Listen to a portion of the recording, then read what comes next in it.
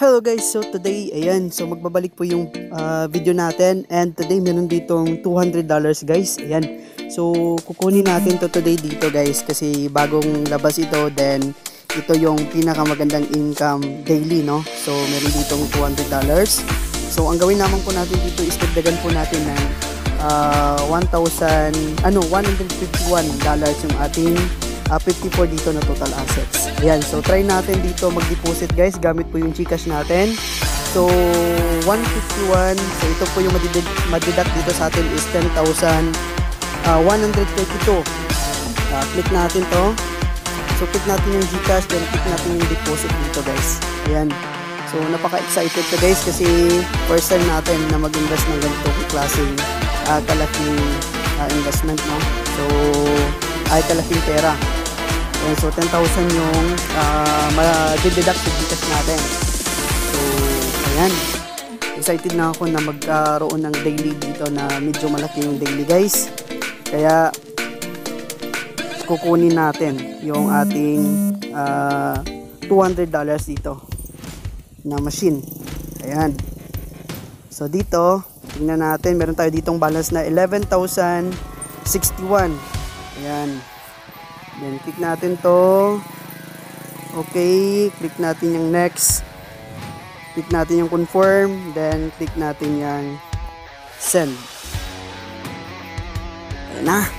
So hintayin lamang po natin yung OTP dito sa cellphone natin. Ayan, so ganito lang mag-recharge dito guys.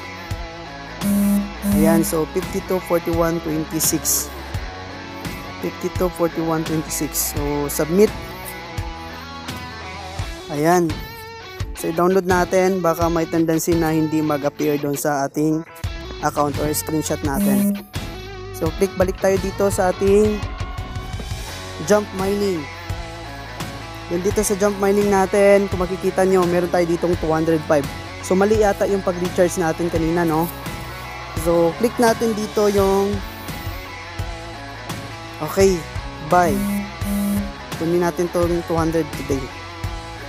Ayan, so as of today, meron na po tayo ditong tatlong miners guys. Ayan, so ayan po yung miners natin, tatlo. So screenshot natin to, then isesend natin to sa group natin later. So ito po yung miners natin guys, yung tatlong miners natin. So ang daily return nito sa atin ay okay, so tingnan natin daily return natin dito is 8.30 plus 2.50. Compute natin to guys kung magkano kitain natin dito. 8.30 plus 2.50, then magkano yung isa?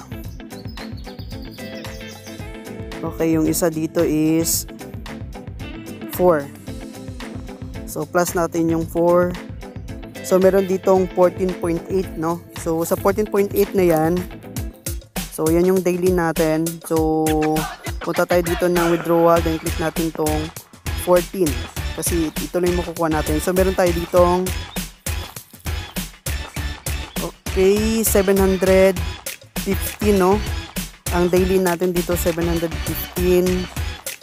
Ito yung makukuha natin dito daily. Pero kapag kung i-withdraw natin ito by tax, or I mean yung 40 na yan,